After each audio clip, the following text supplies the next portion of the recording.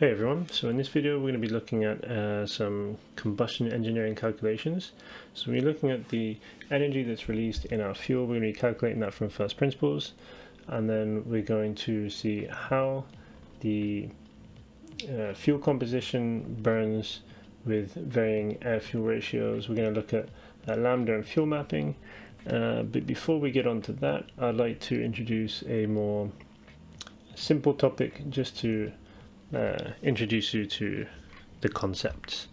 So we're going to start with something very simple, and this is going to be the power of the motorcycle. Now I'm going to work in kilowatts, so please excuse me. And I'm going to set 4 scenarios. Our first scenario is going to be max power wide open throttle. I'm going to say this engine produces 100 kilowatts.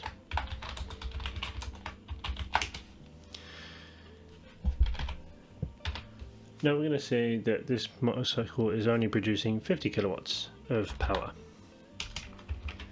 and this is going to be under hard acceleration. Now we drop it down a little bit further. We're going to say 10 kilowatts under highway cruising.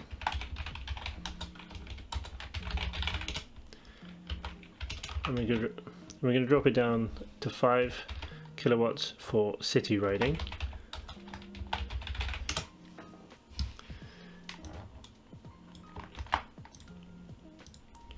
Now what we want to look at is the amount of fuel combustion required to produce this power output. So here we're going to have our fuel mass, and we're going to put that under kilograms per hour. But obviously you don't use kilograms per hour when you go and buy it at the pump. For some of us we use liters per hour, and then for some of us, some of you, our friends over in America, use gallons per hour. I believe that's going to be something like divided by 3.8, I think. Okay, so we're all set up to continue with the calculations. Okay, so that's our power setup and the rest of the calculation sheet. The next thing to consider is the gasoline that we're burning. Now gasoline is a mixture of carbon, hydrogen and other hydrocarbons, and because it's a mixture of other hydrocarbons and additives, it's kind of difficult to really assess, you know, actual gasoline that you're getting from the pump. So what we're going to do is, when we get into detail, we're going to simplify it to a more simple fuel that's very similar to gasoline, but for now we do have some values available to us. These are the high heating value and the lower heating value. Now I believe the high heating value is something around 46, but we're not going to use that because this includes heat that's going to be lost in the conversion and just the generation, the burning of the fuel. The lower heating value is the one we're going to use. This is about 43, and the units for these is, or are, megajoules per kilogram. Now I actually want to convert this to kilojoules, and I'll show you why in just a second. I actually want to explain just very quickly what unit we're actually looking at here. Now a kilowatt is a unit of energy over time, specifically a joule per second. So a kilowatt is 1,000 joules per second. Now I'm, as you can see, already working in hours, so I'm going to convert this to kilojoules per hour, and to do that we just need to multiply everything by 3,600 and say yes to the autofill. Now we can see our units are lining up. We've got 43,000 kilojoules per kilogram in our fuel, or produced by burning our fuel, 1 kilogram, and our max power output is 360,000 kilojoules per hour. So from that we can easily see that if we divide this total power by the power that's in a kilogram of fuel, we can get a fuel mass per hour. Okay, so this doesn't look too bad, but there's a few more steps we have to consider.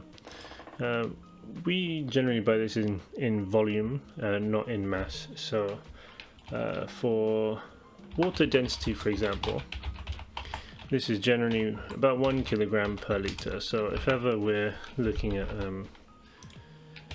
mass flow and liquid flow, it's very easy to convert. But for gasoline, it's a little bit different. It's a little bit less dense than water. It's around 0.745 kilograms per liter. Which means if we want to convert our mass flow rate to our volume flow rate, we just take our mass, we divide it by the density, and let's lock that and autofill. And then let's also continue our gallon calculation. So maybe if you look at this now, that doesn't look too unreasonable. What we are missing or not considering though is that this is, for example, max open, wide open throttle, and you're going to be holding the throttle open, pinned open for a full hour, and that's going to use 11 liters or 3 gallons. If you watch racing, I'm pretty sure they stop in the pits to refuel a number of times within an hour, and they are pinning the throttle wide open. So there is something we've forgotten to consider here. It is the engine efficiency. Its efficiency in converting thermal energy to mechanical energy. In general, internal combustion engines still not great. So we're just going to assume something like 30%. Now to simplify the, factoring this into our equation, I'm just going to take the low heating value and I'm going to reduce it to 30%.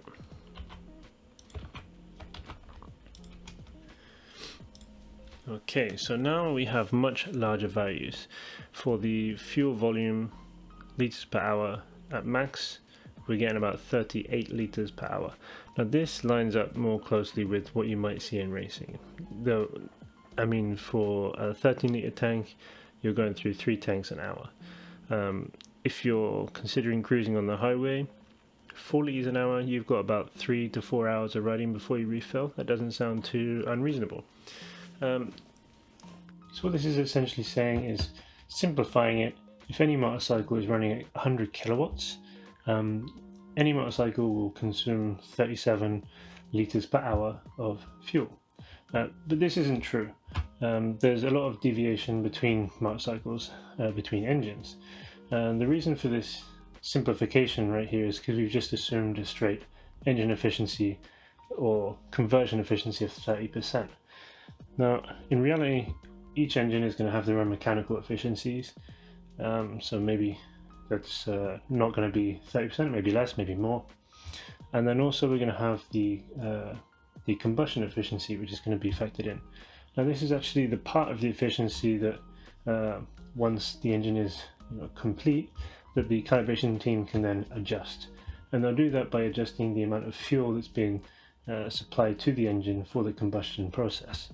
So this is the air-fuel ratio, and we would compare that to the stoichiometric air-fuel ratio, essentially the perfect amount of oxygen required to ensure complete combustion without excess. And this gives us a lambda value, which is what you'll see on the fuel mapping. Okay, so that's it for this introduction. In the next video, we're going to go over the enthalpy of combustion from the fuel compounds all the way through to the fuel mapping. So thank you very much for sticking around, and I'll see you in the next one.